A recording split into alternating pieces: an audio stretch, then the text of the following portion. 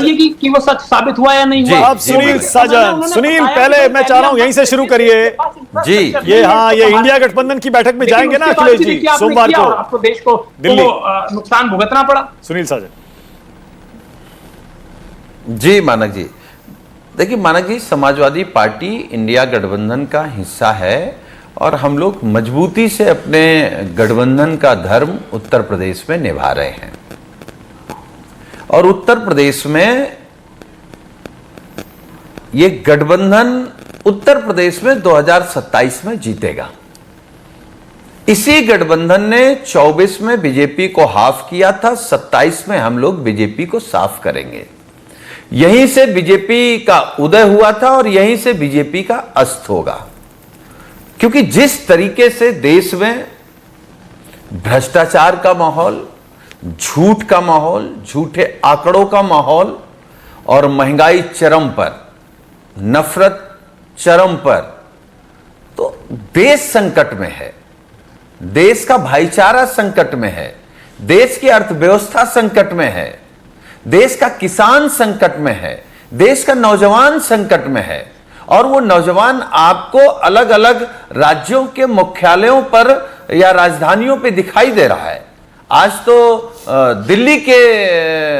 दिल्ली में नौजवान दिखाई दे रहा है। तो आखिर ये गुस्सा किसके प्रति है? क्या गुस्सा बीजेपी सरकार के प्रति नहीं है? पेपर लीक के प्रति नहीं है? भ्रष्टाचार के प्रति नहीं है? और भी मैं सुन रहा था कि जिस तरीके के आंकड़े सरकार रख रही है, हम आप जो भी देश का नागरिक है, कोई नहीं चाहता है कि देश में आर्थिक संकट आए। यह देश जिस तरीके से पिछड़ रहा है उस तरीके से पिछड़े। हम आप सब लोग चाहते हैं, पक्ष में हो विपक्ष में हो, आप पत्रकारिता में हो, कि देश जितना सशक्त होगा उतना हमारा आपका मान सम्मान स्वाभिमान सशक्त होगा दुनिया के सामने। लेकिन क्या पेपर लीक के बाद देश सशक्त होगा? पिछड़े दलितों का आरक्षण छीनने के बाद सशक्त होगा? और जिस तरीके के झूठे आंकड़े रखे जा रहे हैं, हम तो आंकड़ों के बारे में केवल एक बात मानक जी, कौन से झूठे आंकड़े हैं? जीडीपी वाले आंकड़े झूठे बता रहे हैं आप। भाजपा के जितने आंकड़े हैं उन आंकड़ों को और देश के प्रधानमंत्री जी की बातों को एक मान लीजिए। अब आपके दर्शक, आप सब लोग तय कर लीजिए कि आंकड़े कैसे हैं। जैसे प्रधानमंत्री जी की बातें होती हैं, क्या प्रधानमंत्री जी जो बोलते हैं वो सच है? जब प्रधानमंत्री जी की बातें सच नहीं है तो उनकी सरकार का दिया गया आंकड़ा कैसे हम सच मान लें? अच्छा सुनील, आपने अभी जंतर मंतर वाले प्रोटेस्ट का जिक्र कर दिया, अच्छा किया आपने ऐसा किया। आप सपोर्ट कर रहे हैं क्या कॉकरोच जनता पार्टी को? और तो कोई राजनीतिक दल यहां आम आदमी पार्टी के अलावा दिख नहीं रहा सपोर्ट करता हुआ। देखिए, अनिल यादव भी नहीं कर रहे कांग्रेस पार्टी की तरफ से। जब आप हमसे पूछेंगे तो हम सिर्फ समाजवादी पार्टी का सपोर्ट कर रहे हैं, सिर्फ समाजवादी पार्टी के कार्यकर्ता हैं।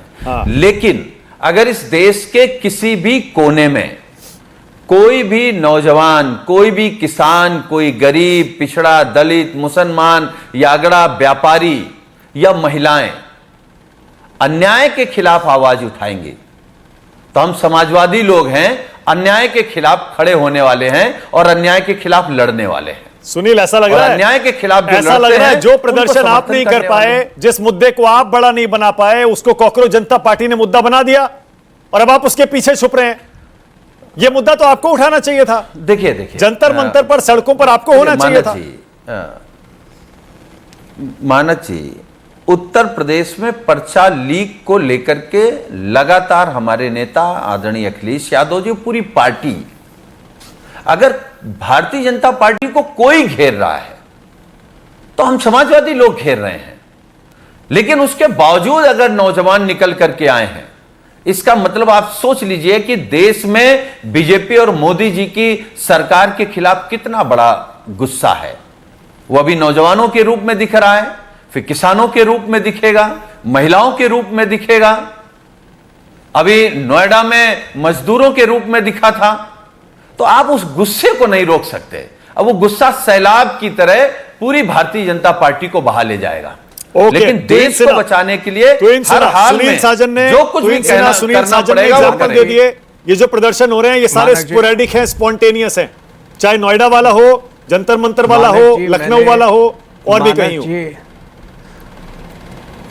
मानक जी, मैंने आपके शो पर थोड़ी देर पहले आश्वासन दिया है, 1 साल बाद, 1 साल प्रतीक्षा करिए, हमारी मंशा पर, हमारी नियत पर कोई प्रश्न नहीं उठा सकता है। हाँ, सिस्टम में कुछ गड़बड़ियां थी, उसको सुधारने का दायित्व तो हमने लिया है। अगले साल नीट का एग्जाम पूर्ण रूप से डिजिटल होगा। ओएसएम में जो भी खामियां दी है, इस टेक्नोलॉजी को हम नहीं नकारेंगे। अगर समाजवादी पार्टी चाहती कि वापस इतनी पारदर्शी टेक्नोलॉजी पूरे विश्व में कुछ ही देशों में है, और उसको हम नहीं नकारेंगे, उसको सुधारेंगे।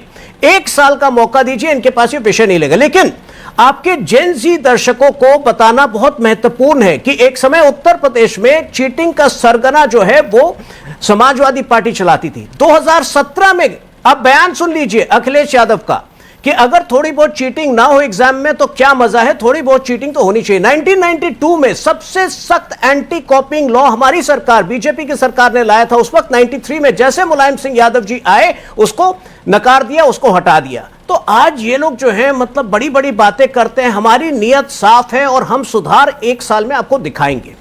ओके, सुनील आपने उंगली उठाई थी, सुनील क्या कह रहे हैं, बोलिए। छोटा सा जवाब। सुनील साजन।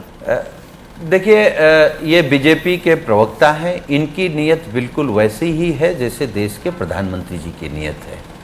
देश के प्रधानमंत्री जी ने भी ये बात कही थी नोटबंदी के बाद कि हमको 50 दिन का मौका दे दो। ये तो बेचारे 1 साल का मांग रहे हैं। 1 साल तो कुछ छोड़ोगे नहीं आप, फिर न देश को लूटने में, न देश को बर्बाद करने में। 50 दिन का समय लेने के बाद प्रधानमंत्री जी आए किसी चौराहे पर, आए किसी मीडिया के सामने, आए किसी नौजवान के सामने, आए किसी गरीब के सामने, लाइन में लग करके जो लोग मर गए, आए किसी परिवार के पास। कैसी बात कर रहे हैं? और मैं मानक जी बड़ी जिम्मेदारी के साथ एक बात कह रहा हूं, बीजेपी की सरकार का जब कभी भविष्य में इतिहास लिखा जाएगा तो भारत के लोगों को यह तय करना कठिन हो जाएगा कि इस देश को अंग्रेजों ने ज्यादा लूटा या संघ और भारतीय जनता पार्टी के लोगों ने। अच्छा, ये 1 साल चल जाएगी सरकार? राहुल गांधी कह रहे हैं 1 साल बाद मोदी पीएम नहीं रहेंगे। सुनील साजन। नहीं नहीं नहीं, उत्तर प्रदेश में बीजेपी गई, उसके 30 दिन के अंदर दिल्ली में गई। यानी अगले साल आप भी वही भविष्यवाणी कर रहे हैं जो राहुल गांधी कह रहे हैं। आप जोड़ लीजिए कितने दिन की है। हाँ, वही 1 साल ही हो गया लगभग जो राहुल गांधी कह रहे हैं। पहले उत्तर प्रदेश में हटाएंगे, उसके बाद फिर उनको भी विदाई दे देंगे। ठीक है, और समय से पहले चुनाव करा लिए अगर बीजेपी ने तो, मतलब चुनाव आयोग ने, जिसकी चर्चा खूब चल रही है जी, अगर समय से पहले चुनाव हो गए, जितनी जल्दी करा लेंगे उतनी जल्दी हटा देंगे। अरे अभी जीत के आ रहे हैं पश्चिम बंगाल, उतनी जल्दी हटा देंगे। बंगाल जीत के आ रहे हैं। हमने कहा जितनी जल्दी उत्तर प्रदेश में चुनाव करा लेंगे उतनी जल्दी भारतीय जनता पार्टी की विदाई समाजवादी पार्टी माननीय अखिलेश यादव जी के नेतृत्व में कर देगी, और उतनी जल्दी विदाई दिल्ली की हो जाएगी। इसमें कोई बहुत गणित नहीं है, सीधा सीधा मोटा मोटा गणित है। ठीक है, ओके, वाजपेयी जवाब